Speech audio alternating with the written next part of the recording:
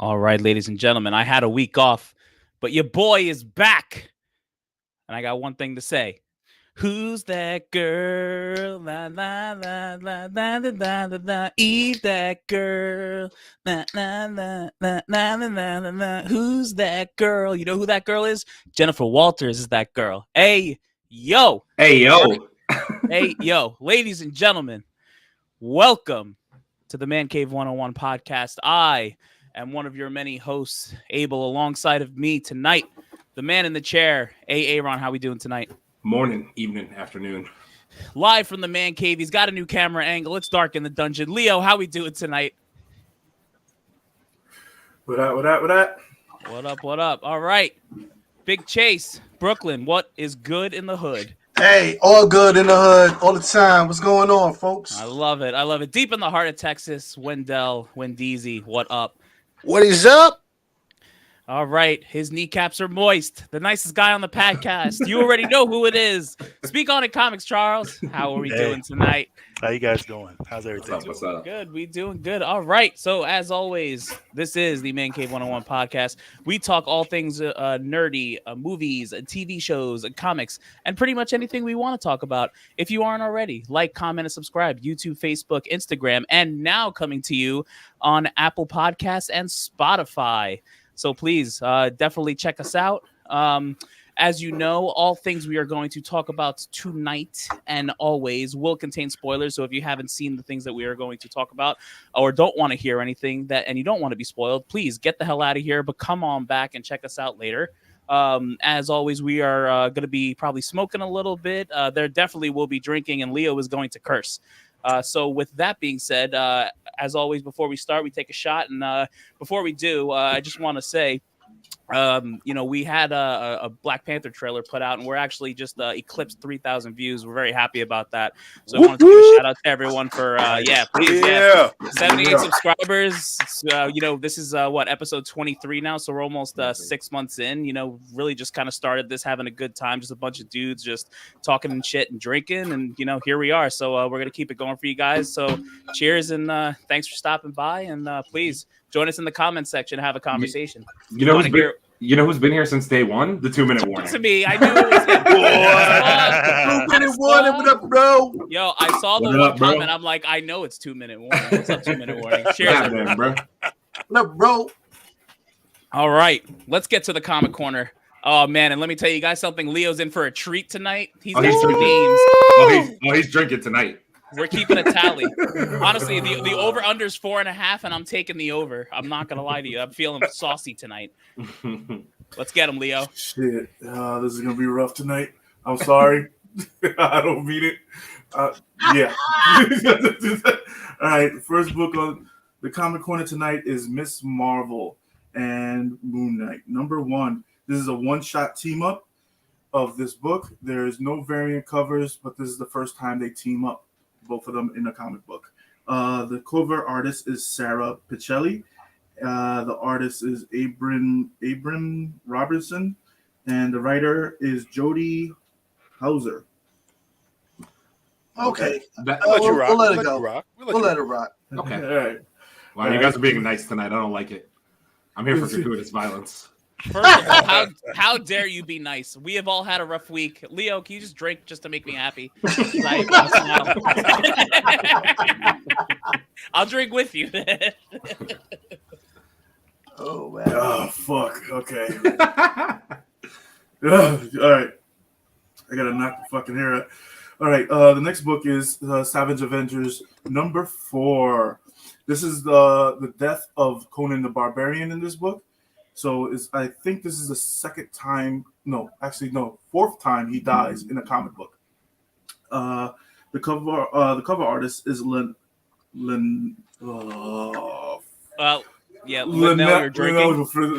Francis Yu. Artist is Carlos Mangano. And the writer is David Papoose. Fuck me. Yeah. Did you say? Oh man, what's David happening? Papoose. Fuck me. Oh, it's gonna be a long comic corner, boys. Yes, yeah. it is. Yes, the fuck it I'm is. so happy right now. I hate you all. I need it. Next book is Star Wars 26. This is the first appearance of John and Beverly, nephew and a niece. Wait, it is John and Beverly, right? Yes, and his name is Luke Skywalker. In case you needed. Oh yeah, I know that. His nephew and niece of Korra. This is also the first appearance of Mayor Sharon, General Palton, and the ambassador of Givens. The cover artist is, I always get this name wrong, Raza. That sounds Yeah, right. that sounds right. That sounds right. The inside artist is Raphael Lenko, and the writer is Greg Pak. So I actually think that's Raphael Enko, not Lenko. It's definitely an lie. That's definitely a capital I. So we're gonna have to drink for that one. I think that's 3, right? That would be 3. We're not done yet. And we're not even to the comics of the week Right. yet. So I mean, Right. I did say the over under is 4.5 for everyone keeping track. The next book is Black Adam #3. It's also the first appearance of Sergon and Akkad. Akkad is an ancient king that he fights. The cover artist is Irving. I say Irving Rodriguez. The inside artist is Rafa Sandoval. Sorry. And the writer is Christopher Priest. This book has 4 different variants in it. So this cover is, to my specs, I think this is the best cover out of all of them. The hot covers of the week, we have a couple. So the first one is Star Wars Mandalorian, #2. This is the first appearance of Grogu in a comic book. So That's a big deal. So if you guys, this is going to go up very quickly before the next season starts. The cover artist, oh god, My God, too. Andrews. That's yeah. There you go. nice. That would be number 4. Yeah, that'd be number 4. Yeah. I need a half, Leo. Deliver. George and another one. Fuck me. Genty, whatever the hell is his name, George's Genty. Yeah, just drink. We're at 5. Actually, that's my mistake on the last name, but I think regardless, you said it wrong. Fuck that! I'm not taking it. I'll take it. Aaron drinks twice. And the writer is Ronnie Barnes. There we go. All right, we got that. There's also 2 variants to this book. So, like I said, we only put the covers that we think looks the best. So the next book on the hot covers of the week is The Edge of Spider-Verse #2. This is the first appearance of the Spider UK. So this is another first appearance. Like we always say in Man Cave, always get the first appearances. Always. The cover artist is Jose Maria Casanovas, and the writer is Don Slott. Okay. Oh, damn it. This is the one who's going to kill me. Yes. Give me my 5. Yeah, this is done. All right. Oh. Wow. Okay. This is DC. You guys are evil, bro. DC versus Vampires All Out War #2. This is the first cameo appearance of Baron Cinder. The cover artist is Pasquale. Oh, yeah. Pasquale Drink. Yes. Pasquale Drink. I know Pasquale Drink. I know Pasquale Drink. He's great. He's a good guy. He's a good guy. Right. Yeah, I am not going to go through all these names. Yes, you are. You're going to try every single one of them because we have to give respect to the writers and artists of these comics because Yes, there's a this sworn matters. duty. Okay, the next artist is Haney, whatever the fuck, dude. Yeah, you can drink that one. That's Oh man. whoever took the over tonight is winning hard. Yeah, the over. You can play a drinking game to this shit and you'll get nice because I'm already shit. The writer is Matthew Rosenberg. The next writer is Alex Pac-Man, take us up. Alex Drink, yes. Alex Drink and Pasquale Drink are cousins, actually. Yeah. It's funny. Yeah. The next writer is Emma Vasily, and the cover artist is Alan Kwa. All right, we'll give you that. All right, so that's 7. We redeemed himself nicely. Very good. Nice. Thank you. The next book is Avengers 1 million BC. This number 1. This book also has 2 variant covers on it. The cover artist and the writer is the same as Alex Harley. The last book on the Hot Covers of the week is Last Shadowhawk number 1. I've always been a big fan of Shadowhawk. This is also the first appearance of a new Witchblade in this book. So if you guys are into the Moon Knight episodes, Witchblade is going to be a big deal coming up. And this also is the cover artist and the writer are the same. This is Jim Valentino. Hey. And that does it for the Comic Corner. All right. The more I drink, the better I get. I'm starting to remember that. I've been noticing that. You need to drink before we start broadcasting. All right. So, as always, ladies and gentlemen, support your local comic shops. Go buy those comics. Go do it up. And everyone take a drink. Cheers. The 2-minute warning says he's not leaving. So. Oh, my gosh. I'm going to need the sound effect for that one. I got something for that. I was literally wait, I got it. Got it? I'm not leaving. I'm not fucking leaving. That's right. 2-minute warning's not going anywhere. Now, it's time for Nerdy News, where we talk about some topics that we heard scuttlebutt around that we want to get into. So, Leo, give us some topics. We'll pick some people to talk. Let's do this shit. All right. How you guys want to start it? You want to start it with vengeance? No, I think I want to climb to vengeance, and then and then like the Batman movie, we go down the road and Fast and Furious away. So that's the best scene in the whole movie. Right. It was the only good scene aside from any scene Zoe Kravitz was a part of. So I'm sorry, Leo, continue. She was a part. All right. I'm gonna hit you with 3. So Dragon Ball is on Fortnite. You can actually play with Goku, Piccolo, and a couple other characters.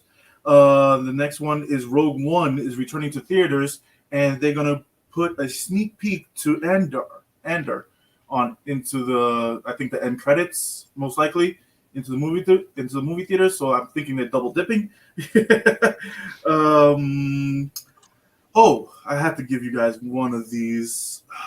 Fuck it. The Rock says in an interview that he did not want to play in Shazam, the first Shazam, as a head villain, because he thought he needed Black Adam to be violent and more violent than any other person in the DCU universe. Obviously, he doesn't know the DCU universe. So why would you say a condescending thing like that? Are you mad, Leo? Okay, you guys. Leo, who do you want to go first? I'll let you pick. Fuck it. Let's be the nice person. Charles, go ahead, get it. Hey. Oh man, I wasn't ready for that. But it's all downhill. Okay. It's all downhill after this one. Yeah, it really is. It really is. Exactly. We'll start from the top and then go down. Yeah. Wow, so Dragon Ball Z with Fortnite. So for Fortnite fans, that should be huge for you guys. Being able to play characters from Dragon Ball for all you fans out there. So I'm sure that's going to be an exciting addition to the Fortnite lore that they're building out. Rogue One, let me tell you, man, I got into Star Wars a little bit later than everybody else. I didn't see the original trilogy like everyone else did back in the night, back in the time when these movies were first released. But once I caught up to Star Wars and I saw Rogue One, that is definitely one of my favorite Star Wars films by far. And there was like Rogue One, a Star Wars story. So it was something different compared to what the other trilogies or the other entries to the trilogies was doing. And they did a great job. So I think if they're going to re-release it and put some new content in there, I'm all for it. And I might, go to the theater and get my popcorn and my bonbons and and Chicken and bonbons. yeah, get my little snacky snacks on. As far as The Rock, not playing in Shazam, I just think I think two things I take from that. One thing I take from that is maybe The Rock didn't want to take away from the movie. Maybe his presence. I mean, Rock has he's a huge presence. Obviously, he's a big name. So normally, when he has an entry into any type of franchise or a growing franchise, it could take away from the person who's trying to make a name for themselves. And this guy what's his name, Robert Davi, I think it's right. So what's his name? That plays Shazam. I forgot his name.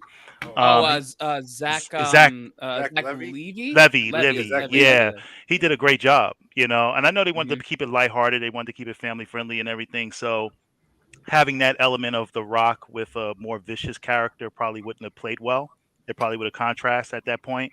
So I kind of took it the fact that he didn't want to steal his thunder, and I probably thought that he the theme the kind of the theme of the story would have probably changed too much, compared to what they were going for. So, but that's all I have to say about those things.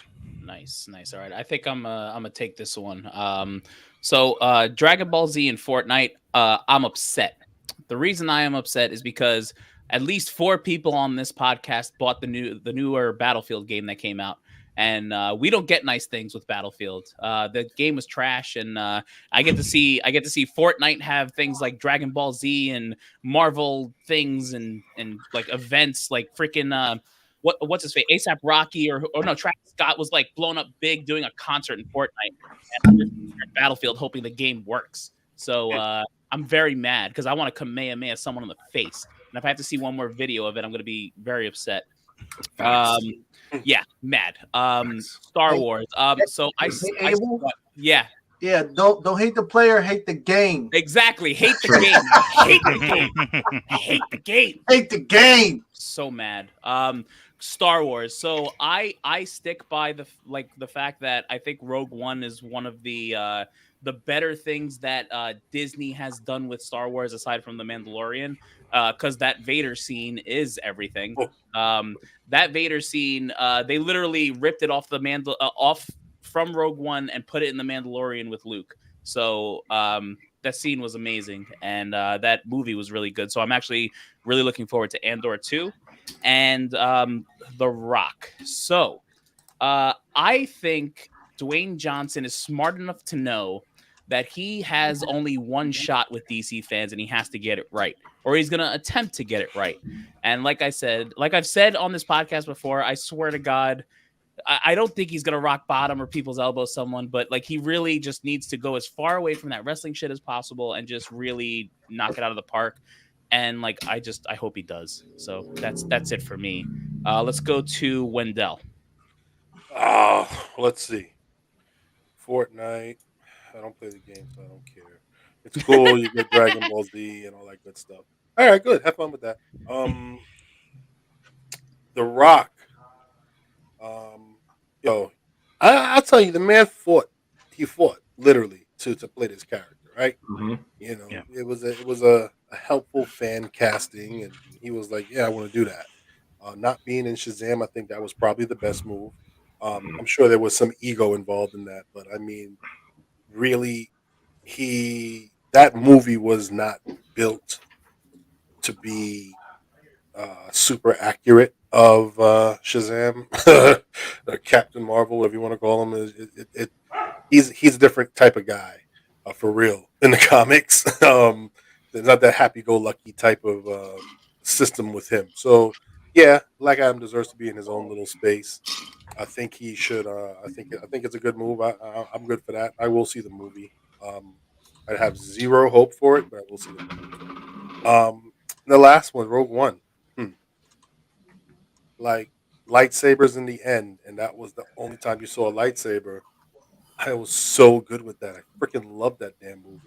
It was just regular people doing regular Star Warsy shit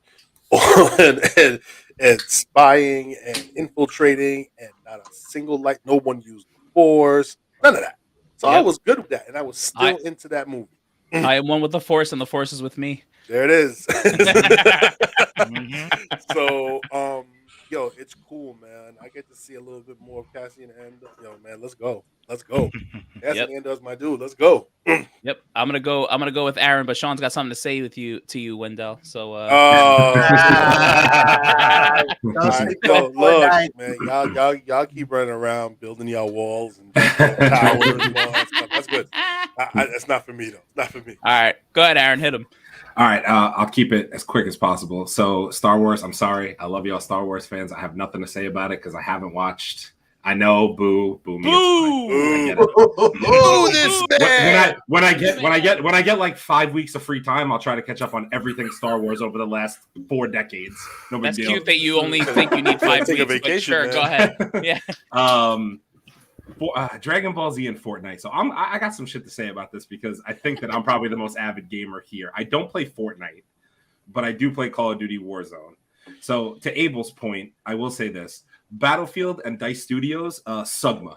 And if you don't know what that means, it's an abbreviation. Y'all are dog shit because you gave us a horrible game that I wanted to play with these 4 gentlemen right here, and we can't even play it anymore because the game is trash. At least Warzone gave me some Attack on Titan. However, Fortnite takes the cake when it comes to this stuff because they had Marvel. Now they have Dragon Ball Z. And I just want to one up what Leo said a little bit. You can play as Goku, Vegeta, Bulma, and Beerus in the game. So and annoying. every one of them Kamehamehas. And I think the funniest shit I've seen on the internet all week is Goku and Vegeta hitting the fucking gritty and everybody's fucking. That's the funniest shit Right I've after ever they seen in my Kamehameha life. someone. Right after they Kamehameha someone, they're hitting the fucking gritty like that Jamar Chase and shit like that. That shit has me dying every time I fucking see it. The Rock. So I read this entire interview, and to me, to Wendell's point, there's definitely ego involved here because The Rock is The Rock. He's a megastar, right? So he's going to want Black Adam to have his own solo movie. That's a thing. He was going to want it the entire time. He wasn't just going to want to pop up in Shazam. But to his point, I also understand it in the sense that if The Rock shows up in a Shazam movie before he gets his own movie, the villain, quote unquote, because I know Black Adam's technically an anti-hero, right? Technically, if we're getting technical about it, right? Supposedly, right? If he shows up in a Shazam movie, the villain stole the show. Like nobody's watching it for Shazam anymore. They're watching it for The Rock. You're not there to see. No offense to Levy, however you say his name. I'm sure he did well. I still haven't watched Shazam. I'm going to, but he'd steal the movie, and it's important that Black Adam gets his own movie before they merge all this stuff together, and we have Shazam fighting The Rock, and we have Henry Cavill fighting The Rock. All that shit's happening. I'm telling you right now, all that shit is gonna happen. If DC has any hope of being good, ever. Yeah, I'm not gonna lie. I'm going to Shazam 2 for Megan Good because Agreed. Agreed. Still out here. Agreed. She's still out here. I might throw a passion alert up. Oh God! All right. Last but not least, Chase. Oh man! All right, so let's start with Dragon Ball and Fortnite. First of all, in the gaming world, the best thing you can ever do is, blend characters. When you can put different characters in a game, especially in fighting games and all of that, like that's everything. So, I applaud that. I think that type of stuff just makes your audience bigger, it makes your sales bigger. So that's just being smart. Rogue One. Well, Star Wars at this point has, there's very little that they can do wrong. I am concerned, however, that they're taking too long to actually show up. So this is why Rogue One returns to the theaters, to refresh everybody's memory. So now you can, get everybody to get back on the storyline, and now you go for it with whatever you're doing. They can't take this long. And after you've seen things like Obi-Wan, Rogue One now is visually behind Obi-Wan and The Mandalorian. So, where's the sensationalism going to be at for these movies at that point? The technology is different. There's, better visual effects in the later movies that are on the series. The series on Disney cannot be better than what you're putting in the movies. So I hope this doesn't become a thing with them. But I understand, like, you're trying to hit the reset button, put it back in, get everybody back up to speed, and then move forward. So that's fine. Last but not least, let's talk about The Rock. First of all, it takes back real quick to NBA. When LeBron went to Miami, it was Dwayne Wade's team until he arrived there. And I had an argument with somebody who didn't understand that the bigger presence in the room is always going to take ownership. When LeBron got to Miami and they talked to Dwayne Wade said, this is LeBron's team, because he understood that as big as he was, LeBron was bigger. The Rock understands that if he steps in the gate and steps into Shazam, number one, he doesn't get to write the story that he needs to write, because the first movie is always what? The origin story. So if he walks in, he doesn't get to write the story that he wants to write. He has to lend himself to the origin story. He does not get to build his brand off of being Black Adam. So no, I wouldn't have wanted to be in it either. And plus, I think there's a bigger buildup if there's the Shazam 1 and then maybe Shazam 2 and then, the Superman movie, and now Black Adam comes out, and now there's a clash of all of these different. You get a chance to love everybody, and then sensationalism of them finally meeting and clashing is there. So that's just being smart, Plus, I'm quite sure his toys are going to be bigger and better than the Shazam's toys when this thing comes out in merch and whatnot. So that's that. Yep, I'm actually going to buy the Black Adam toy so I can use it in my WWF ring that I got in 1993 so I can People's Elbow and Rock Bottom. So I'm really excited about that toy. All right, Leo, what else we got? All right, we got some rumors roaming around that Henry Cavill, that's going to play Hyperion in Loki 2, Season 2. Sony is in the works with Amazing Spider-Man 3 with Tom Hardy as Venom. That's a rumor. It's Giancarlo Esposito. Despacito? Yeah, Despacito.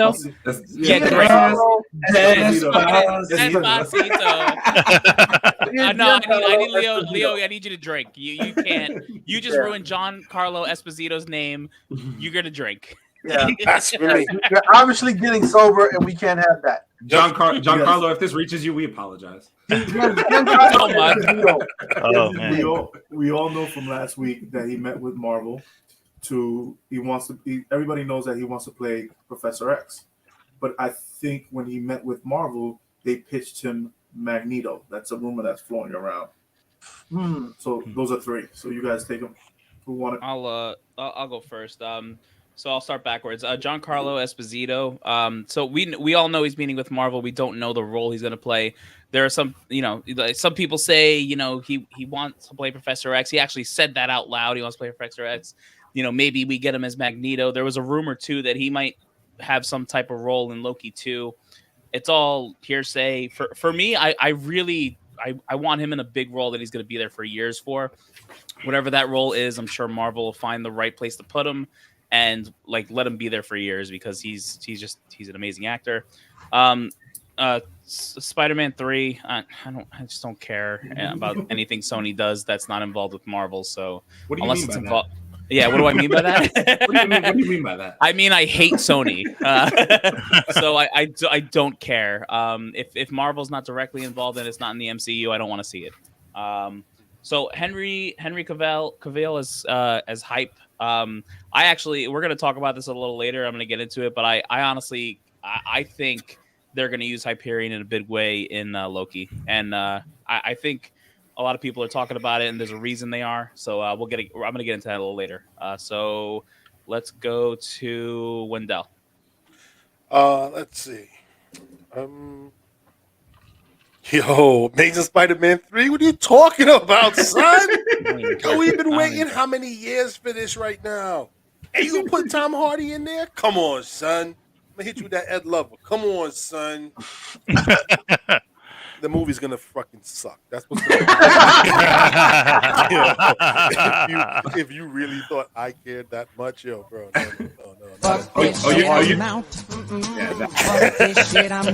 No. Okay. Yeah, Tom Hardy, my man, and all. I enjoyed him in like the first Venom and probably like 10 seconds of the second Venom. But yeah, you need to walk away from that, man. Just wait till Marvel gets their hands back on their business. Giancarlo Esposito, that man can do no wrong in my eyes. We spoke about this last time, man. I don't even care what role they put him in, man. Whatever role he gonna be in, he gonna kick ass in it. But to your point, Abel, yeah, I hope they put him in a role where he's around for a long time. Like don't waste that man on a one and done. Like he's in there and they kill him and then it's over. No. He's not that type of dude. You need him for the long haul. Superman playing Hyperion. I mean, if they paying him, so be it. Do your thing. Would he make a good Hyperion? I don't know. I mean, it'd be hard for me to see past the S on his chest, even when it's not there. Like he'll always be Superman to me in anything he does. So, good luck breaking that stigma. And for damn sure, he better not have white hair because then he's straight the Witcher, and that's it. So, but yeah, man, yeah, that's it. That's all. Fuck I like Sony. it. Throw a coin at your Witcher and fuck Sony. Yeah. Charles. Well, I'll start with Amazing Spider-Man 3. No. Oh, yeah. Yes, he has crossed over to the dark side. Charles, did you say something negative? Said He's no. on the dark side. Harpy still. No. No. Listen, Marvel. Listen, we all understand what Sony is capable of when it comes to Spider-Man. And I just feel like he would do Andrew Garfield. We just won Andrew Garfield back. Oh, God. Right? He just got his respect back in No Way Home. And then he's going to get disrespected in another mediocre film. Don't do this to this man. Don't do it. Let the MCU handle it. Let them do what they do best. When you say mediocre, What do you mean by that? What do you mean by that? I had high hopes for the Amazing Spider-Man. Even though Tobey Maguire films, I loved those movies. But when they first did the Amazing Spider-Man 1, I was okay, fine, see what they do. And when I saw it, there was something. All the best moments of Spider-Man was missing in that movie. And y'all know what I mean. I'm not going to go over all of it, but there were so many great moments that should have been impactful, and it just was missed. And Spider-Man 2, Amazing Spider-Man 2, I'm sorry, was just it. They did Jamie Foxx wrong. They did everybody in that movie wrong. And they just redeemed those guys in No Way Home, which they did a great job redeeming all of them. And then no. So that's all I have to say about that. See, Giancarlo Esposito, man, let me tell you, man. I'm all for him being whatever character Marvel deems fit. If you want to play all three, I can't. At the same time. Yeah, I could be in for that. I mean, I'd be in for that. I really don't. I mean, Van Damme did he did twins, like 3 twin movies. Giancarlo Esposito could do twin movies as well. And the thing is, it's like, I mean, the guy is just amazing. You know what I mean? So, and Chase, you touched on it last time. Like, he is like one of the gems of this art form, man. When it comes to acting, man, the guy he steps on screen, you just smile. He's like this. So I'm all for it. So, and then what was the next? What was the next one? Hyperion. Oh, Henry Cavill. Man. Well, I mean, I know Marvel's been. I don't know. I kind of feel like they've been poaching him a little bit. Trying to see if they can. Because I've been hearing Margot Robbie coming over. I'm hearing White Queen. Please. I'm hearing White Queen. Please. Yeah, please. So Please. I feel like they're poaching. Please. You know what I mean? So if they poach, let them poach. Maybe it'll help DC get ramp up and say, oh, let's get this Superman movie. That we've been having on hiatus for 4 or 5 years. We done messed up. Yeah. Hopefully they're saying we done messed up. Exactly. We need to go get that guy. Exactly. So maybe it'll help him be a lot more like, hey, we need to get this guy before Marvel totally takes him and that's it. So we'll see. I love it. All right, Chase. So first of all, Spider-Man.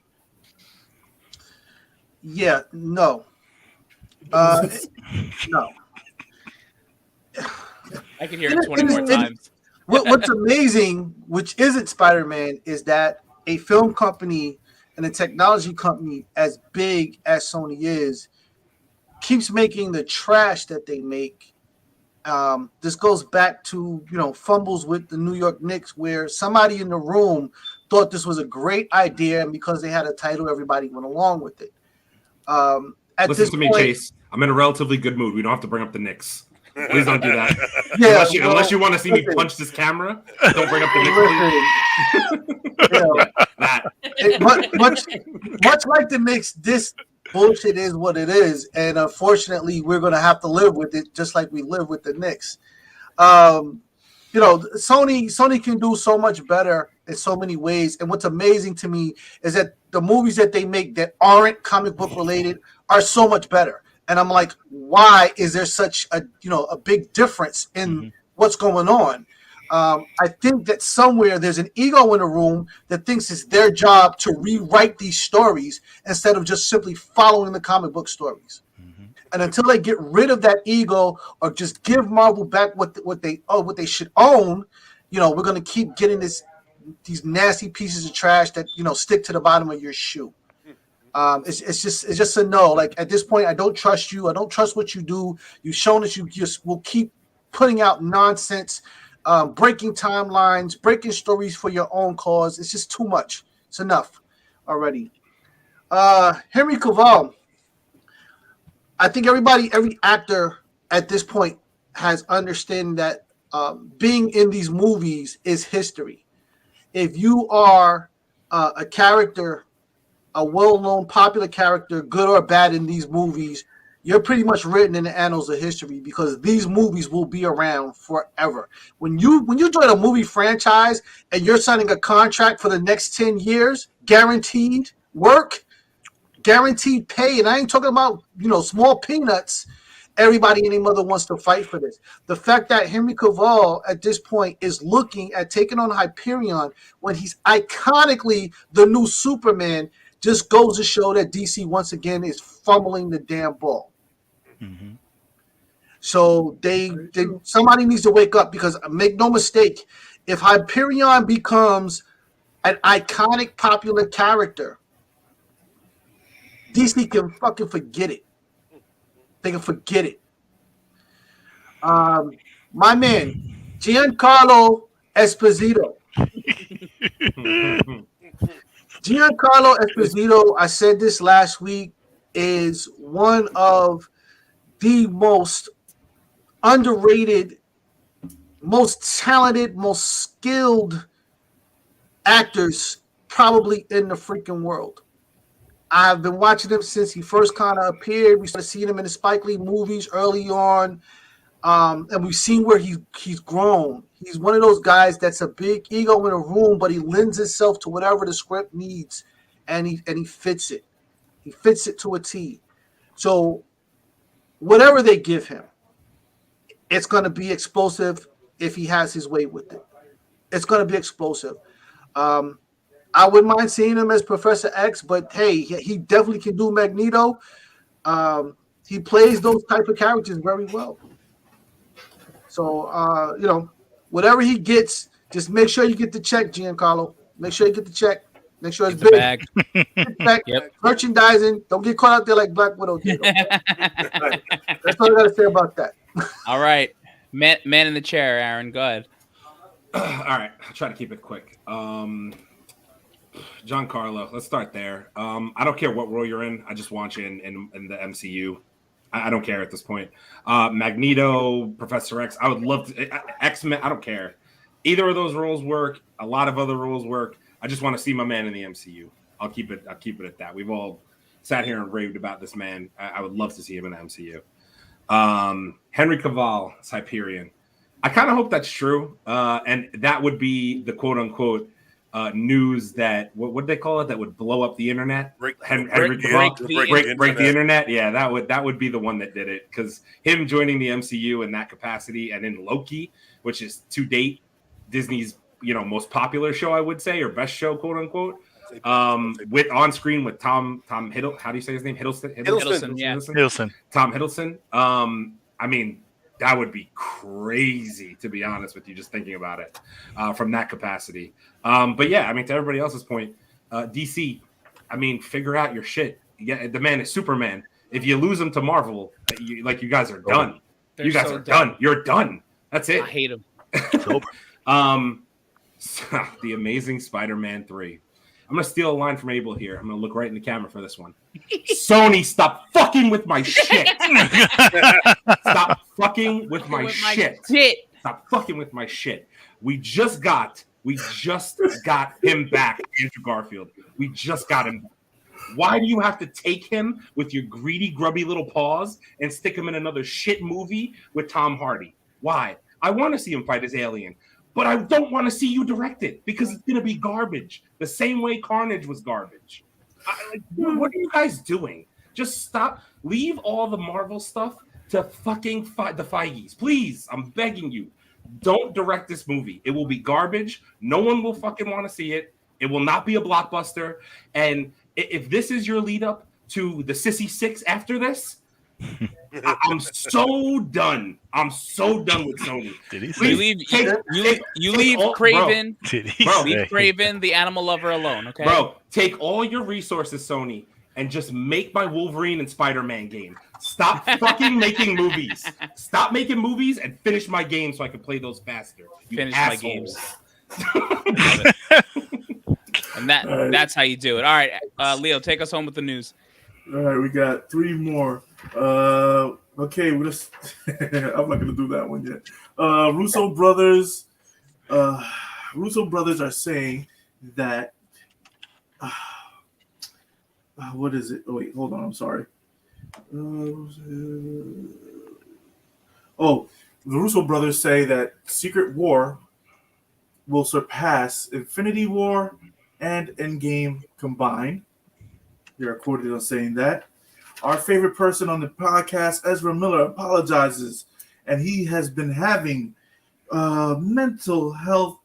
complex mental health issues, and he's getting help. Love and Thunder, the director's cut. We thought that it was 2 hours long, the director's cut. No, he cut 4 fucking hours of it. Of course he did. Should have cut more. Should have cut his hands off. All right. Charles.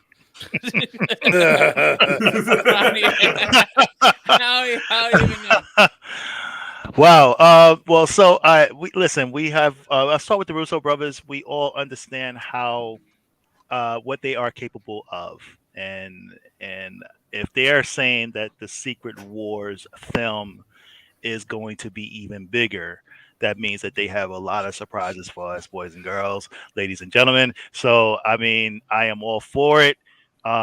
They have never missed a beat from Winter Soldier to Civil War to Infinity War to Endgame. I mean, hello, probably some of the best Marvel movies we've gotten. So, I'm all for it.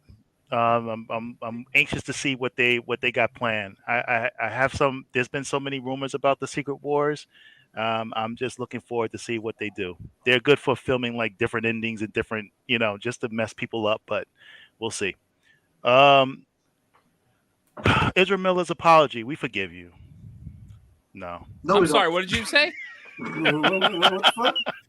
What? Wait, what the fuck? I'm sorry, what did you say? I was about to say, nice guy strike.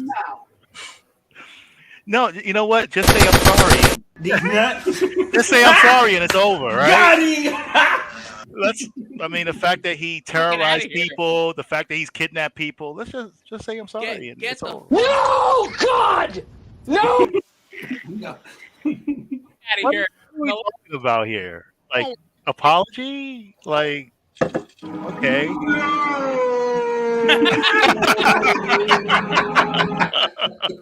I didn't know we had that one. Yeah. I'm sorry. Well, we all heard that before, but I don't know. I don't know if it's sincere. I don't know if it's staged. I don't know at this point. I think at this point it doesn't matter.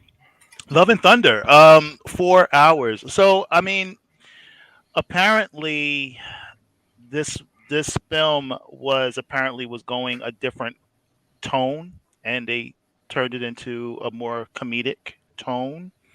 So adding the additional scenes were more gods being killed. There was, I think, Galactus was supposed to be in certain scene. If we get that version, we'll make it 6 hours? It'll make a half a day. I think we'll watch that. Great. Yeah, sure, great. You know what, Charles? They should believe you. They should just add this.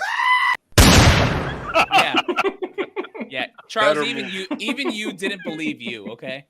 Listen, the only thing I want to see is the goat see Galactus and they do that scream. That's what I want to see. That's what we need. That's what we need. That's all right. I'm going. First of all, the Secret Wars movie will make as much money as Endgame. I don't know if it'll make more. It's like right up there with like the top grossing movies of all time. I don't think it's gonna do both of them combined, but the lead up to it'll draw the hype. They'll make as much, if not more, than Endgame is my call on that. Love and Thunder, I'm not giving you another breath, so we're not going to talk about you. I don't care. Ezra Miller, I'm going to give you some time because I hate you. I don't like you. I actually think you're a terrible human being. And I hope someone quotes this and puts me in a tweet when I say it. Go fuck yourself. I hope your movie gets canceled. I wanted to see Michael Keaton back in a Batman suit, and you potentially ruined that for me. I hate you. I can't stand you. I don't like you. They can go fuck themselves. And that's all I got to say about that. Let's go to Wendell, because I'm sure he's going to have exactly the same reaction I have. Go ahead, Wendell. Here we go. Oh boy. He's taking off his glasses. Oh, he's taking off his glasses. Can we get him on the big screen? Can we like big screen him? Yeah, let's do this. Let's do this. Hang on. Where is it? Put him up there.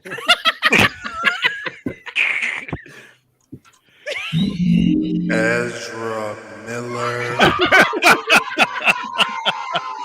Come and see me in Texas, son.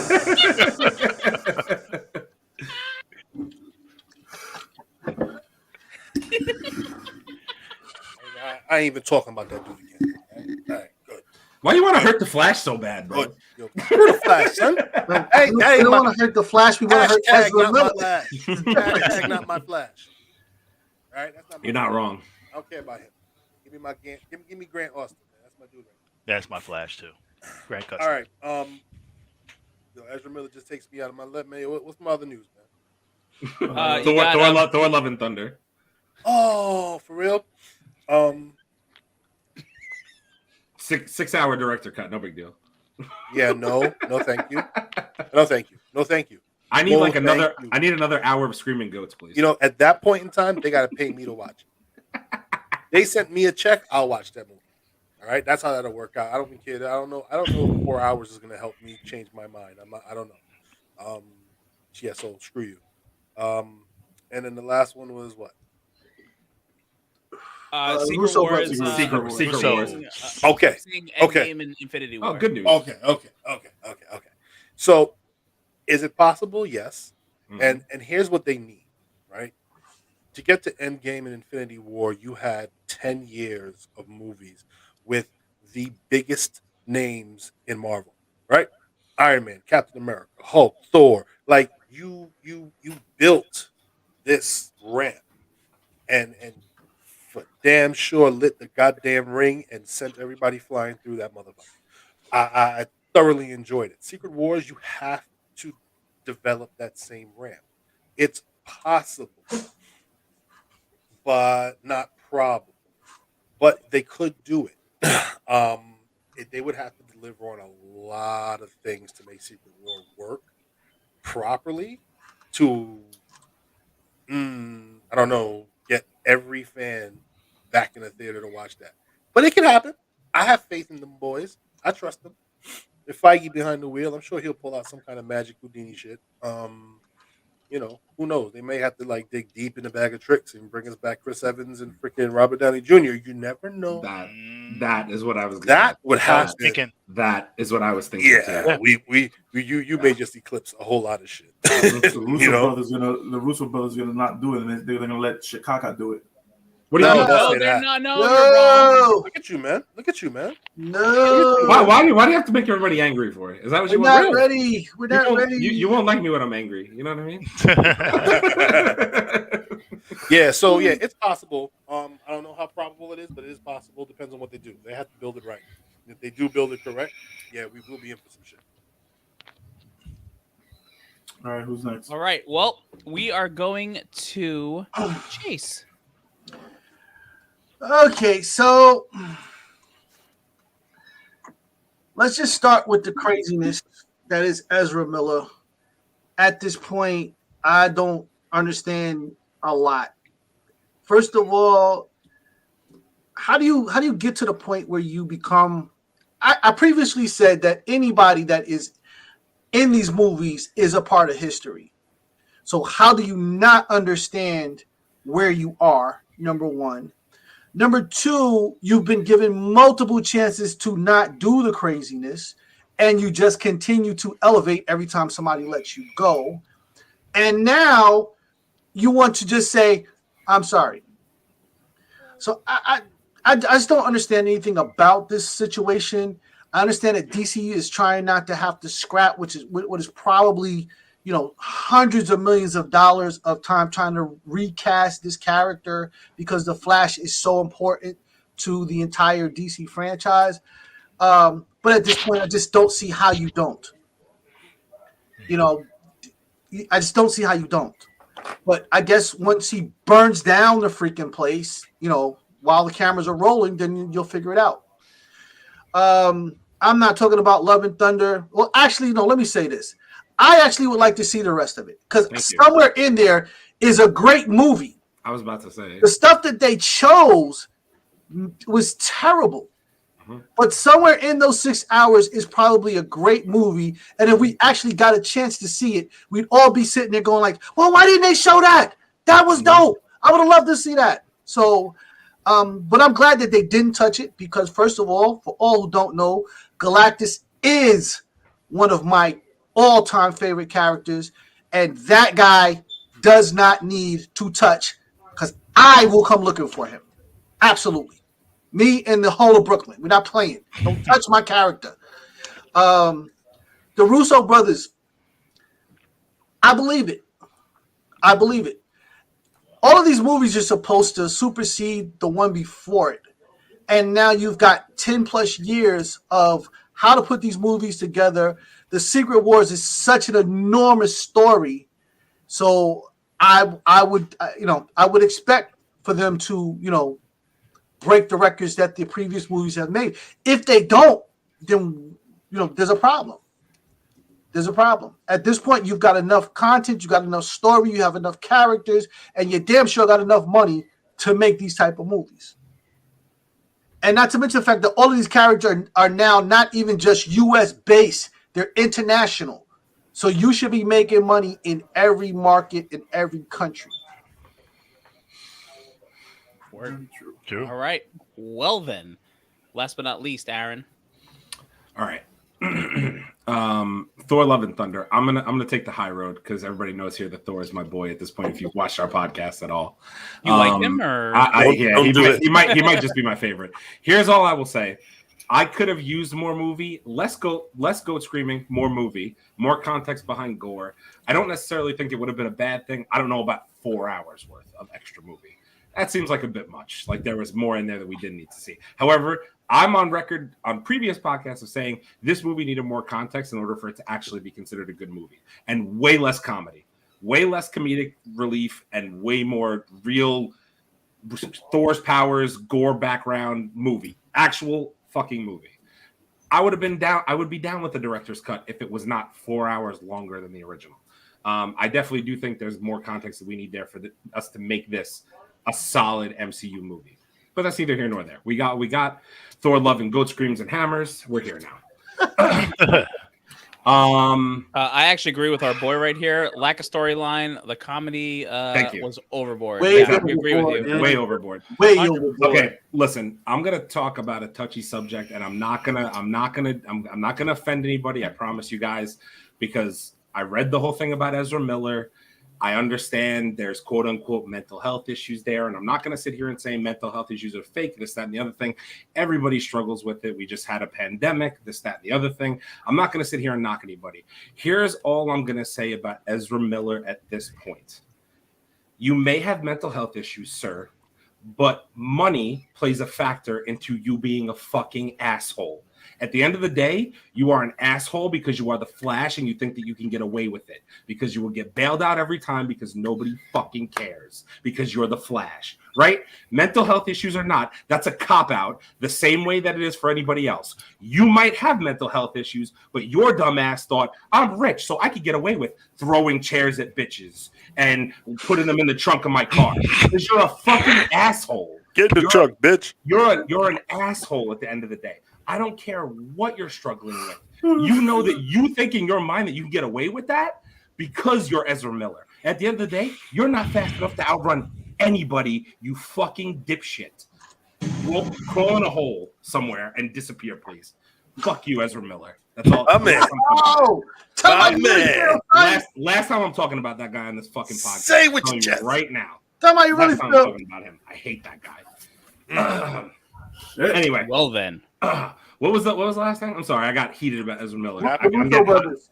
Oh, the Russo Russo. brothers. Yeah, let me end on a positive note. Secret Wars is going to be great because we're going to get 100 million characters. We're going to bring back all the dead characters. I can't wait. It's going to be phenomenal. You know why? Because Marvel does things smart and doesn't hire crazy people to be in their cast.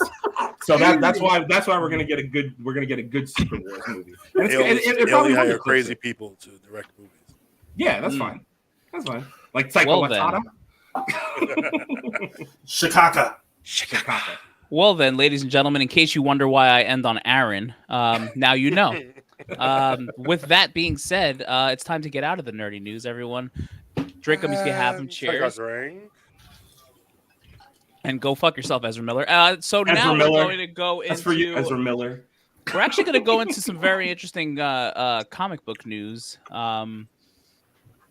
So for those of you that don't know who Clayton Crain, there's been a lot of controversy about the things that this man has been drawing, what he's been doing. The mouse noticed, Disney noticed, and then kind of shut him down a little bit. And I'm gonna kind of give this to the comic book heads. I'm gonna start with Leo, and then we're gonna have a roundtable conversation. So Leo, can you kind of give us a rundown of what's going on with this guy, what he drew, why he drew it, what's going on with CGC and Marvel, and why apparently this man is not drawing Marvel characters anymore. Take it away, Leo. Okay, so what's going on with Clayton Crain?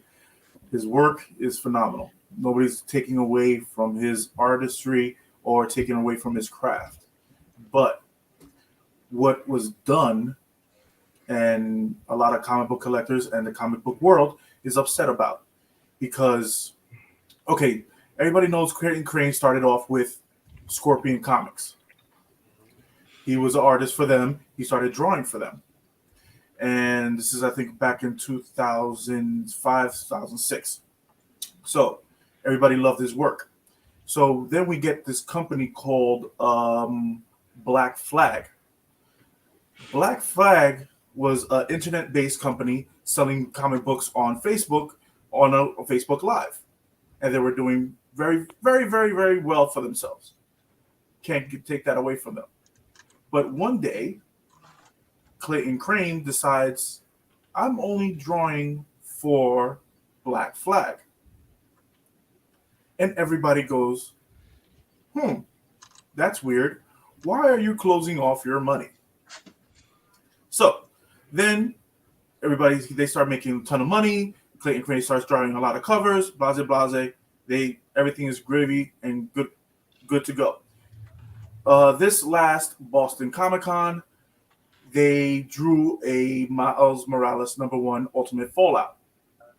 So he had a print of the Miles Morales, the inside of it, and then he put a plastic cover on top of the book with an etching on it that said "Made in the USA" and an American flag in the background, and they stapled it to it.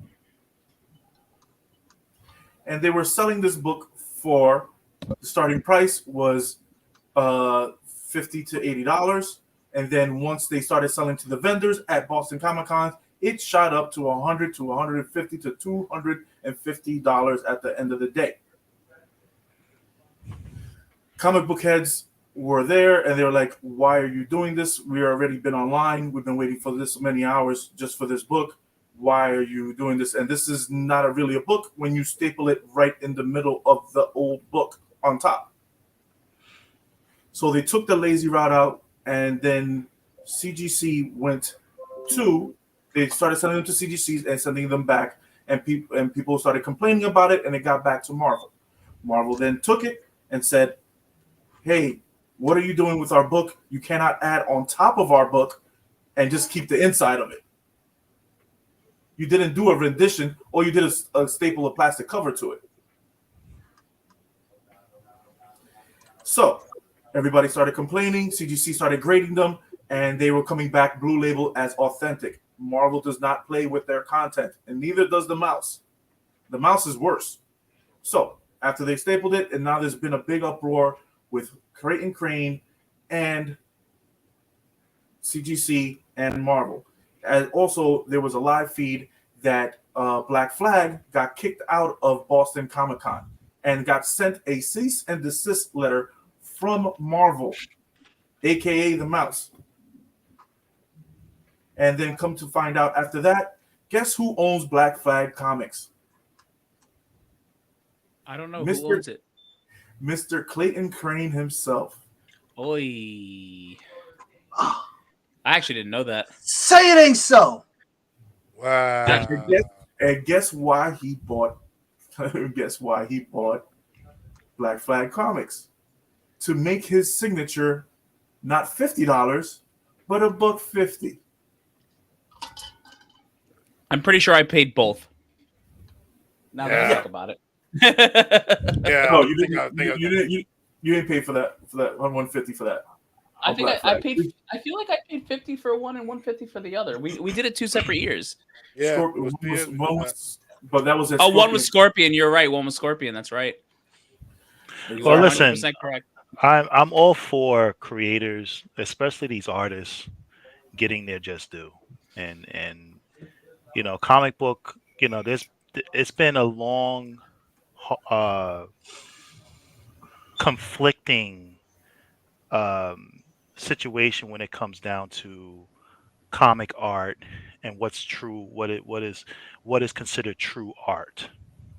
And there's always been something where comic art wasn't really respected, in the United States as much as in other areas like Japan and in Europe and all these other places.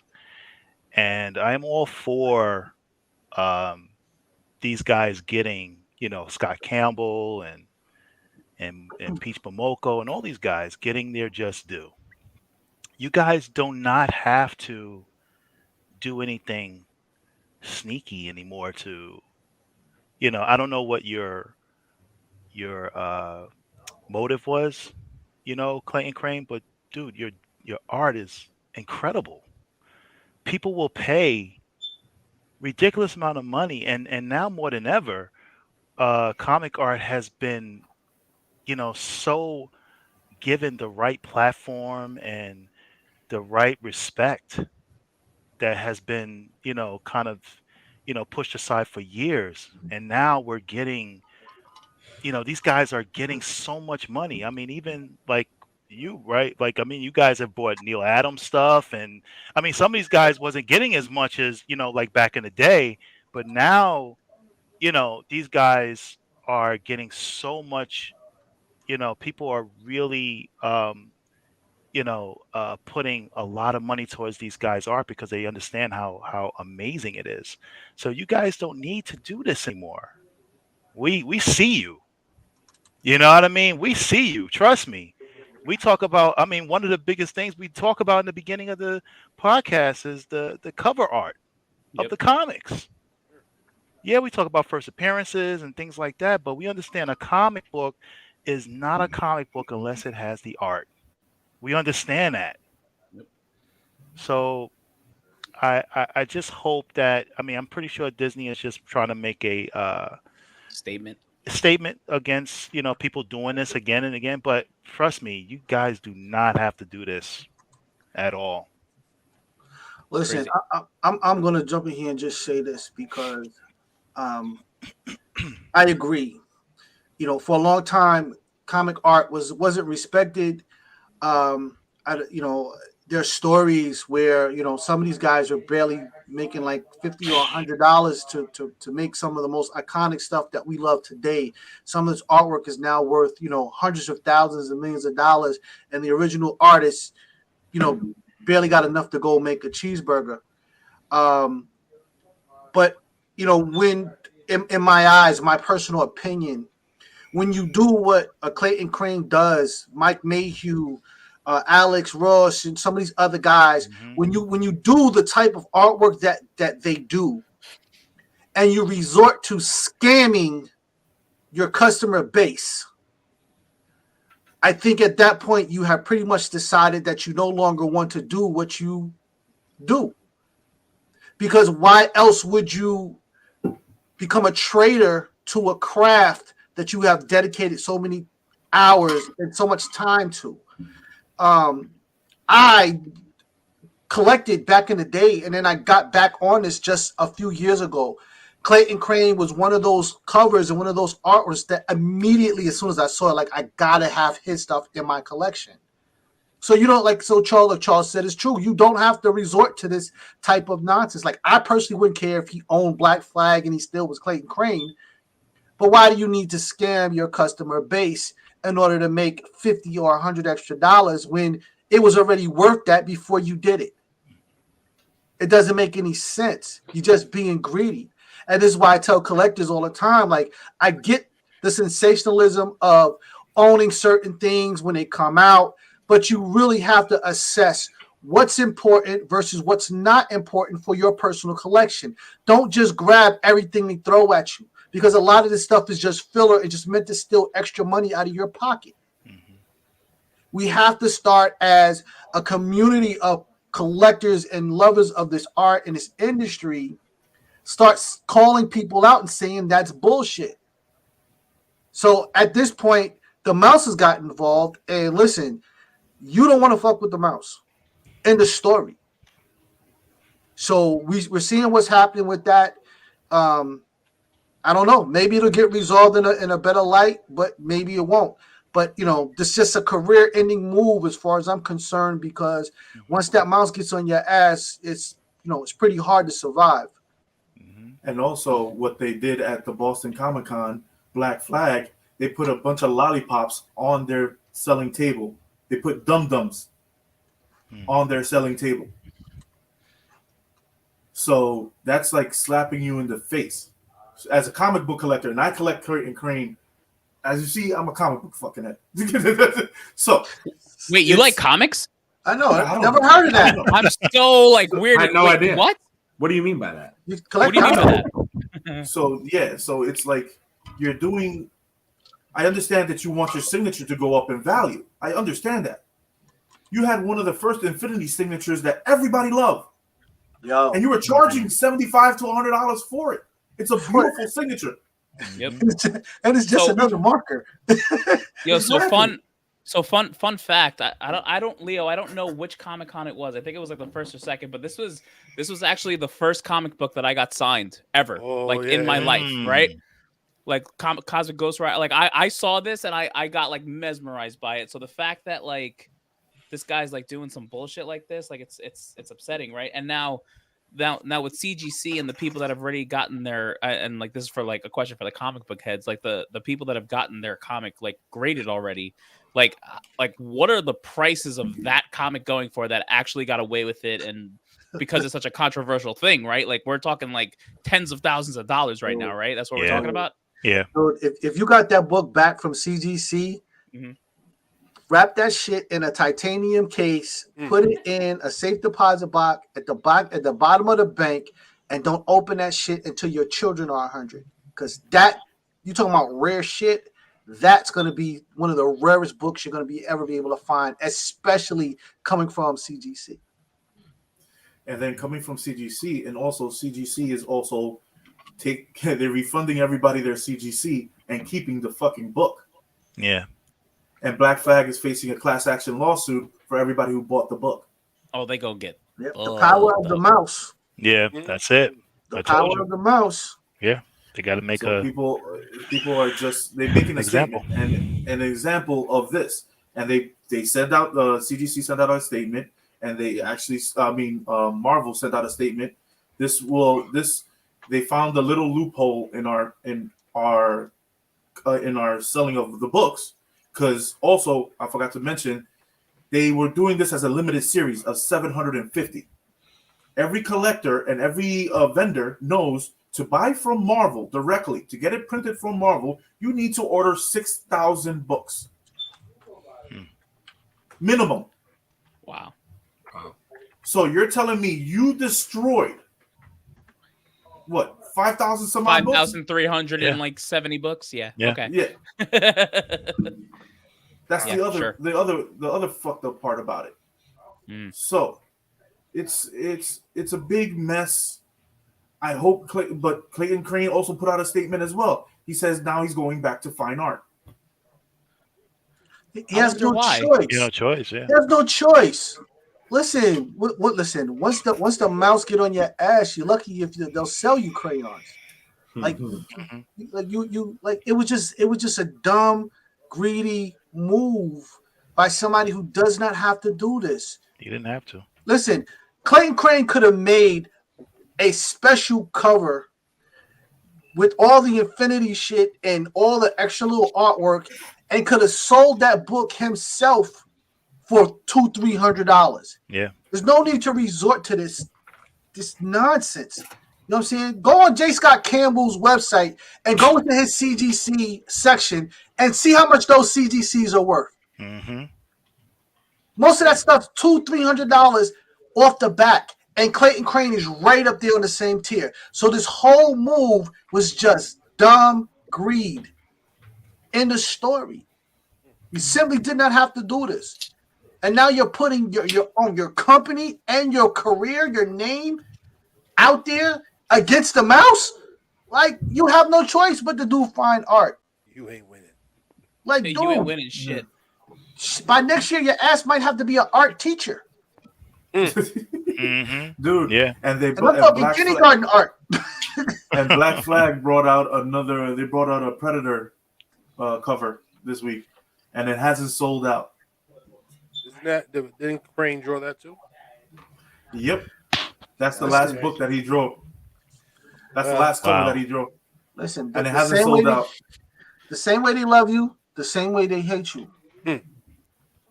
When people have spoken, everybody's pissed off about this. In the comic book world, everyone is pissed off about this. It's a shame. It's a shame. Everybody knows his talent. It's a shame. It's just absolutely crazy.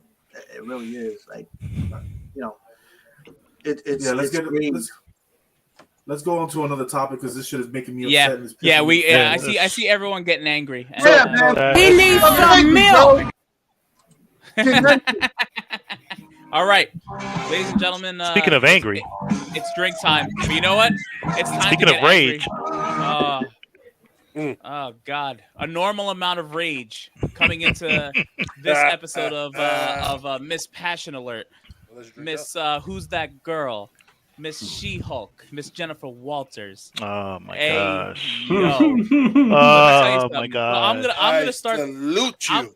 I'm gonna start this off by saying that, like, for some reason, there are some people out there talking about, this wasn't the greatest origin story. Like, start This wasn't like a great like editing thing, the CGI, first of all, for all you people talking about this show and not liking it, I speak for everyone here when you can say Sugma.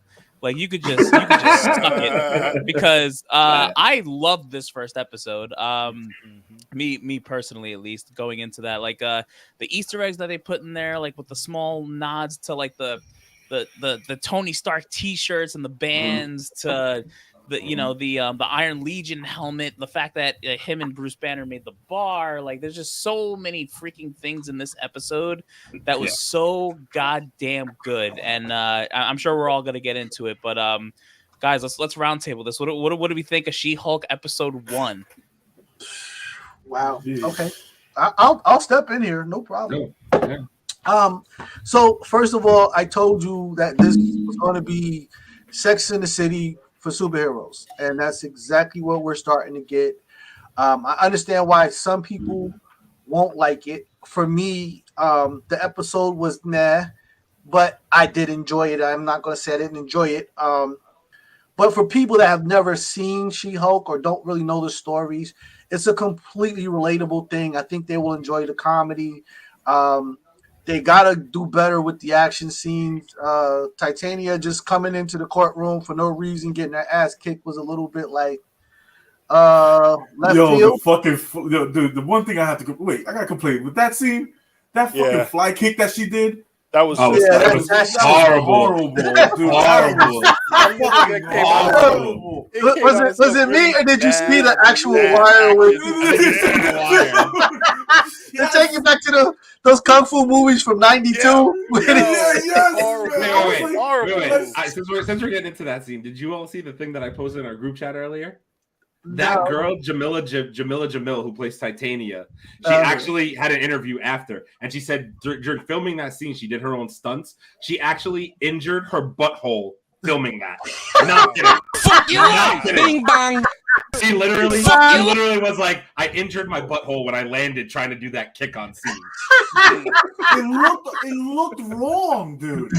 Yeah, that scene, it looked so wrong. It looked bad. It looked real bad. I'm sorry, but me and my wife sat down and we watched it, and we saw that scene. We both looked at each other and shook our head. We're like, "What the hell was even that? What the fuck was that?" We were loving the whole thing as soon as we saw it, and we were like, "We just saw that." Yeah, it looked like there was supposed to be more to that, and it was really it was just editing job. Yeah, because like she just broke the wall for no reason. She turned Hulk, and then it just cut to her like, "Who are you?" I'm like, "What?" And then all of a sudden she's throwing a table at somebody. I was like, "Wait, how we get there? How'd we get there?" They would definitely rush it. Yeah. Yeah, but listen, when they hit the trumpets of who's that girl, and like she was just putting on her shoes, she's like, "All right, I'm ready for my closing statement." I'm like, "Damn, that was the most gangster. That was the most gangster move, right there."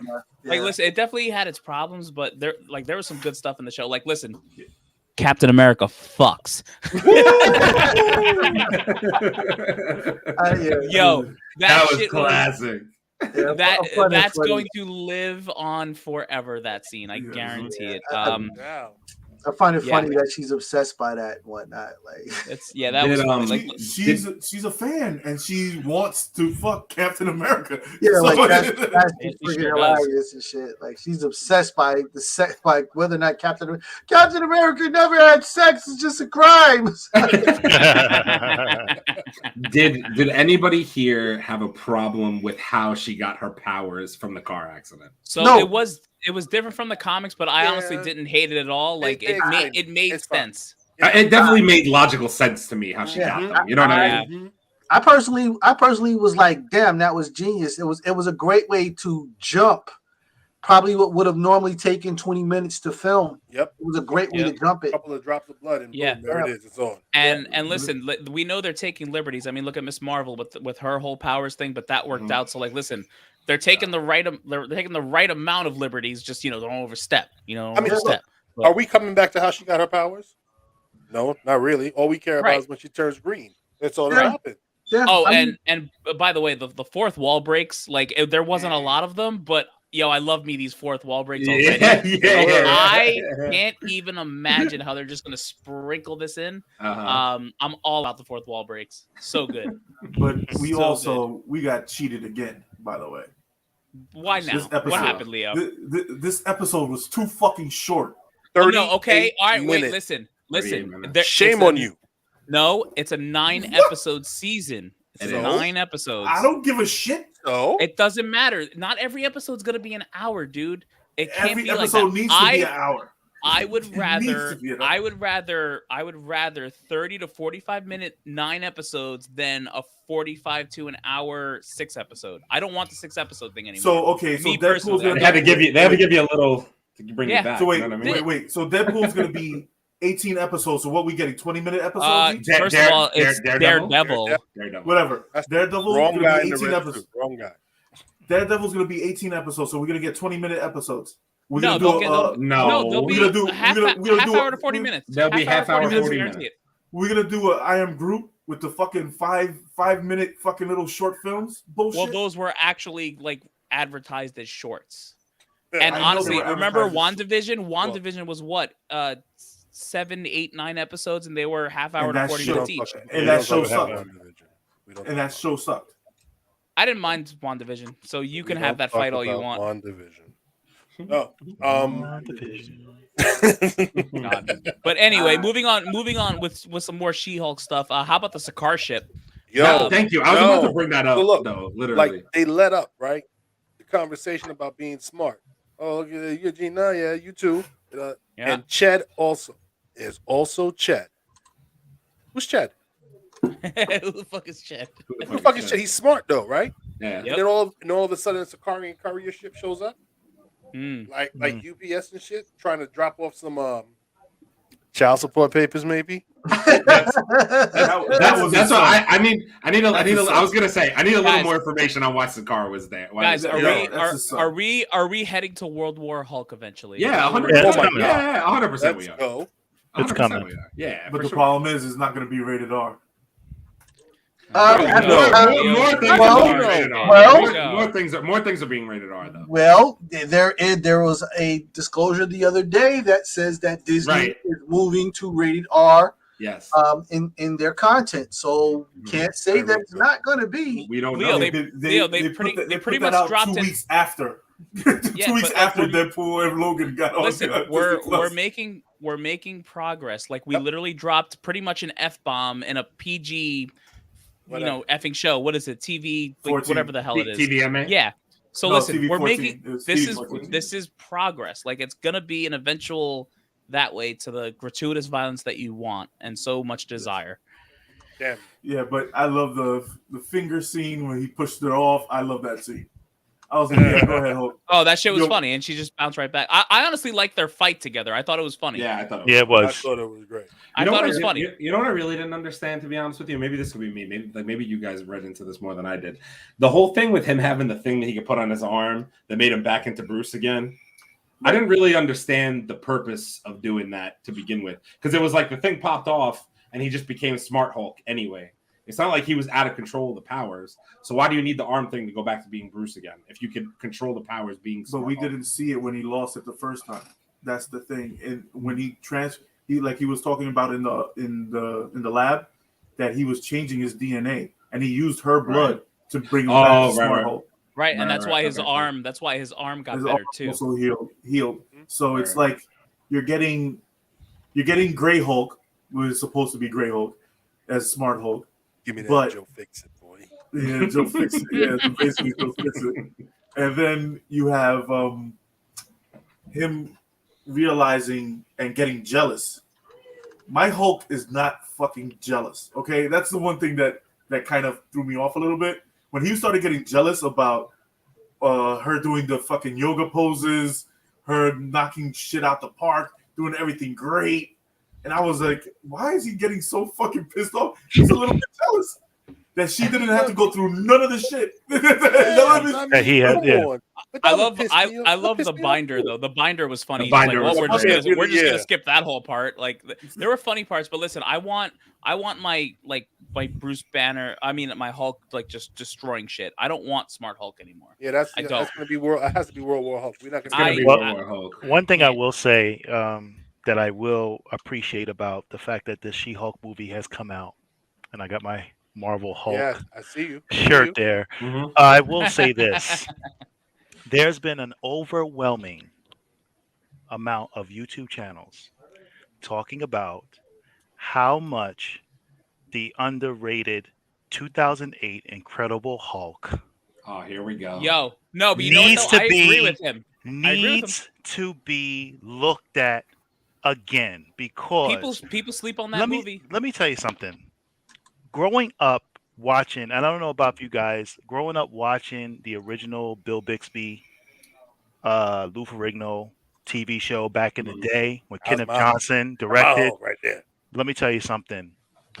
That story, the whole fugitive concept, him, a man of desperation, and he would get into these people's lives, and then he would, because of him being the Hulk, he had to disconnect from these individuals that he would come into their lives, and you would want him to be cured, and you care for this guy, you know what I mean? The way Bill Bixby, just carried that character in such a way where you just fell for him each and every episode. Then that Lonely Man music, the piano at the end, like, and the fact that we got Edward Norton, which hands down one of the best actors that we've, in our generation. Edward Norton is amazing. And the fact that what he wanted to do with the Incredible Hulk in 2008, wanted to bring it to a whole nother modern level. And I just feel like, it was an origin story. It was coming off the Ang Lee Hulk that didn't, obviously didn't pan well with a lot of fans, including myself. It wasn't the type of Hulk movie I wanted. And I felt like there was a beginning. I mean, from the Hulk sequences to him changing with the green eyes, it just captured everything that Bill Bixby and Lou Ferrigno and all those guys was doing back in the day. And I feel like now people are appreciating that 2008 Hulk. If you guys look at YouTube, yeah, I mean, it's ramping like crazy. I'll say God this. I actually really liked how they made Edward Norton Hulk look versus the Hulk we had now. I actually liked it so much more. I thought it was really just gritty and all that stuff. I liked it a lot. Like, dude, yo, my man took a car, broke it in half, and used it as And use boxing this gloves. Boxing gloves. Yeah, Like, That's how the do you- Hulk. That's the Hulk. Yeah. No, That shit was All right. dope. and I think Edward Norton deserved a lot more credit than he got for his rendition of Bruce Banner because Bruce Banner has always been frail in the shadow of the Hulk. Ed Norton took the angle that he was going to take control, and he trained to be physically strong, mentally strong, like he was working, which is something that a scientist would do. You know what I'm saying? He didn't just let himself be a victim to this thing. He had taken steps to try to control what was going on with him, which is what I would expect from a scientist. And I agree. That Hulk was the Hulk when he's chasing dude through the factory. Like all you're thinking is, bro, if he catch you, He done. that is your ass. Yep. So Look, And it was probably one of the less jokiest MCU movies. yeah, It was straight up. I can tell you this in light of Smart Hulk. Yeah, the 2008 Hulk is better. No, I'm so serious. Like, yeah, I know. I agree. With Smart Hulk and his permanency right now, I would take the 2008 Hulk. I wish they had kept Ragnarok Hulk. He was I more agree. or less in line with where I would love to have seen him going. Agreed. But yeah, when you gotta compare it now, you're right, Charles. The the 2008 Hulk is one of those things that you got to look back and be like, yeah, that was good. That's a pretty damn good Hulk. But I will say this, coming back to like She-Hulk, this whole Sakaar ship thing, they're gonna pay this off before the end of this. Of course they are. This Probably, he has to investigate. Probably at the end, though. Yeah, that's fine.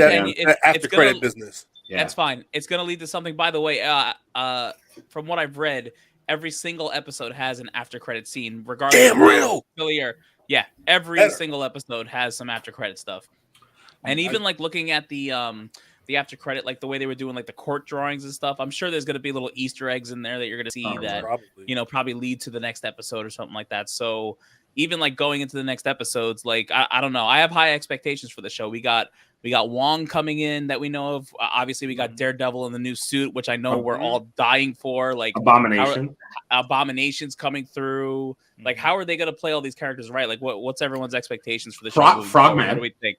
Frogman. Frogman. There's still a lot of characters we haven't seen, bro. I know. Yeah. So what do we think moving forward? What's your prediction for this show? Even just being on episode 1 and the fact that we got 8 more to go. Well, you know what? I'll tell you one thing about the first episode. If you guys, I don't know if you guys caught this, but most of the scenes from the trailers, it looks like it was mostly from the first episode. Yeah. So it's kind of So we don't know. Except for She-Hulk going on a date type. Right. Which I'm thinking that's going to be the second. That might have been in the first episode. No. That woman needs to beat the crap out of me. Oh my goodness. The court drawing at the end when she's at the beach and taking a selfie with the big ass weight and in the bikini. Yeah, that needs to happen in this show. Well, I think you're going to get a lot of that. Like, I stand where I stand from the beginning. This is going to be Sex in the City with superheroes. I honestly predict that the show might get as big as Sex in the City ever was, especially if they manage to get a good balance between her personal and love life and the superhero action sequences. Because right now, it all feels rushed, probably because of the length of the shows. If they were a full 50 minutes, you'd get more action in the courtroom. Even the training with the Hulk is kind of rushed and whatnot. But I mean, if they find a good balance with this thing, just because of what it is, I predict that it's probably going to be huge. Yep, it's like Ally McBeal meets Sex in the City meets Marvel Project. That's what I was about to say. Oh, sorry. Ally McBeal with superheroes, man. When we get that She-Hulk picking up the blind date into the bedroom scene, there's going to be a lot of slow motion. frame by frame. There's going to be a lot of frame by frames, a lot of enhanced. But actually, this guy's got a point. So in the trailer, we saw some stuff. The wrecking crew. There was like that little crew that came after her with like the glowing swinging things. Is that how they look in the comics? The wrecking crew? I really don't know wrecking crew, to be honest. I don't know either. They're a little wacky, but they have the thing that makes them so crazy is the fact that they have like godlike type powered weapons, and that's what gives them their strength and their abilities. So do they get the weapons from somewhere though? Like, is it a thing that might be bigger in the show, or is it just like you think it's just gonna be like a one time they're here and she's gonna kick the crap out of them? Yeah, Wrecking Crew might become a nemesis in there. They're definitely not a one off. There's plenty of character, texture, and story there for that crew. You have to just see how Marvel again plans to handle it and distribute the action, because obviously the Sex in the City scenes are not going to incorporate the Wrecking Crew. If they try to make the Wrecker, for instance, and show us him without the mask and he's trying to like infiltrate the She-Hulk's world, it's just going to be corny. They have to be who they are. But they have to find a balance between the storyline and the action parts, and they haven't found that, at least not in the first episode. So, but they definitely could be a bigger part of the story. The CGI, I could get what people are saying where the CGI is lacking, but You I don't gotta know. give I'm it- just it's like a- I'm it's just the excited. first- I'm it's just the first excited for the episode. show. Like I didn't even look at the CGI when I was watching it. I was just more. I'm not I was trying- more excited for I like was- the interaction and like Every- like I Every just I didn't the even whole care. the interactions was great with her and Bruce, and that was all great. Yo, But you like also got to Marvel- realize one thing: you're playing around with the two main characters of Marvel. Mhm. The CGI has to be on point. The fighting sequence has to be on point. When she clapped, that was some of the best CGI I've seen almost in a Marvel show. it was good. It was good. She just It was you know. good, and the way he clapped, it was the same thing. And the same thing with him.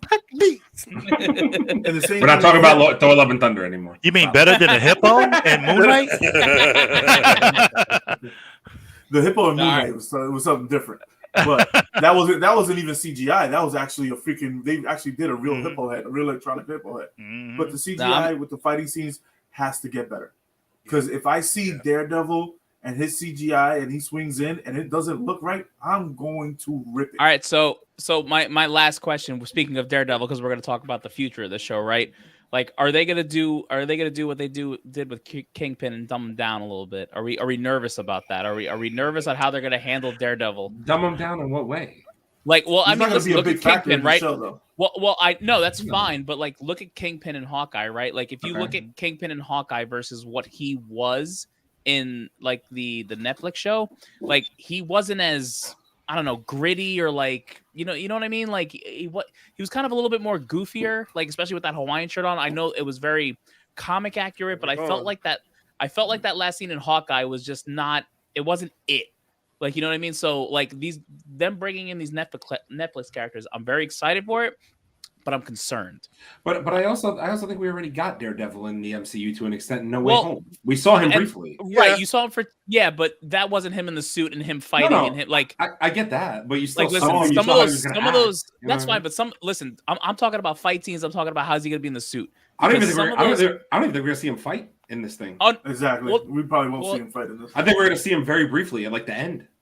Yeah, That's it. I don't know. I don't think I'm thinking he's that not gonna scene be a that- fight. I'm thinking that scene that we saw in the trailer is probably like the maybe end. 7 or 8. I think we're gonna see him as a lawyer first, then in the suit. Mhm. I think it's gonna be of one course. episode. I think it'll be one episode, like kind of Probably. like how Bruce Banner was in this one episode, and maybe he pops up at the end. It'll be one episode, but I'm curious how they're gonna do it. I'm very intrigued. sure.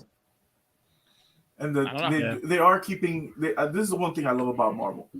They don't keep everything of the comic book accurate, but they keep like the meat and potato. They keep the certain parts that are good about the character.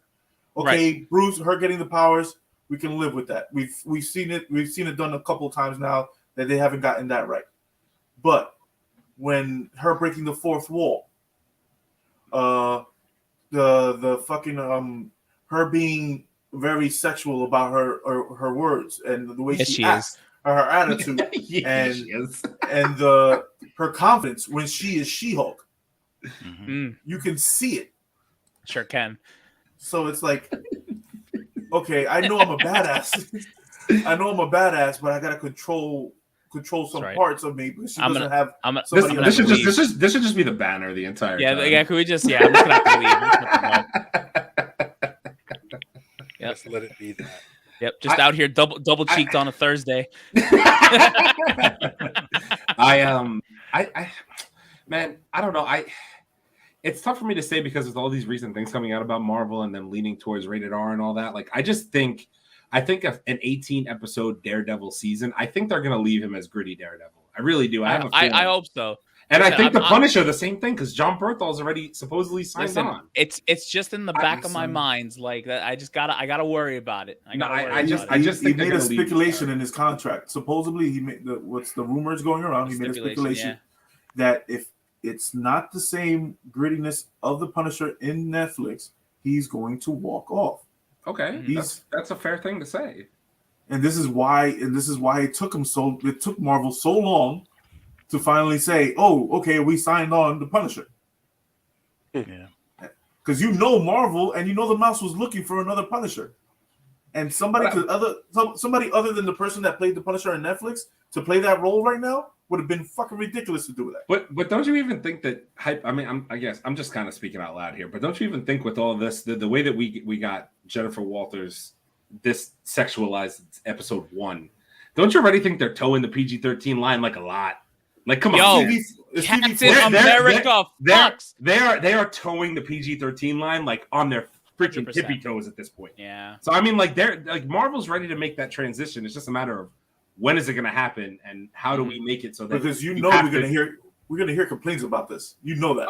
Of course. The parents are gonna be like, oh my god, I don't want my daughter watching this. Listen, bro. So then you set your Disney Plus TV you set it to PG whatever, and then you don't let your kids watch. There you go. Dude, that's why Disney Plus did that. Disney Plus did that code 100%. for entering your. So you could have a page for your child and a page for adults, and they did it the right way. So when they start saying, okay, we're going to start going rated R, you need to enter a code and then you need to be above 18 to watch it. That's it. Simple as that. Send out a letterhead. Okay, this is what we're doing right to your TV. Boom. If your kid is under this age, we do not suggest to him to watch it. Connect to your adult page. I also have to break some balls before because I know we're running a little short on time. I never thought that I would see a Dominican Hulk in my life, but that's what I got in this episode. I saw more Dominican Hulk than I've ever seen in my entire. My man was wearing the tank top and the socks sure was, and the shorts and the span. I was like, he was Dominican. Actually, no, it's crazy. Like, so you remember the scene where they're doing all the drinking and stuff? They're like, oh yeah. If you actually look really close, there's a bottle of Mama Juana. Of course there is. In the pile. Of course there is. Of course there is. Dude, and they're in Mexico. Come on, man. That's what I'm saying. I was like, a hop, skip, and a jump from Dominican Republic. Come on, let's go. I didn't realize that my Hulk was a Papi Chulo. You know what I'm saying? Yeah.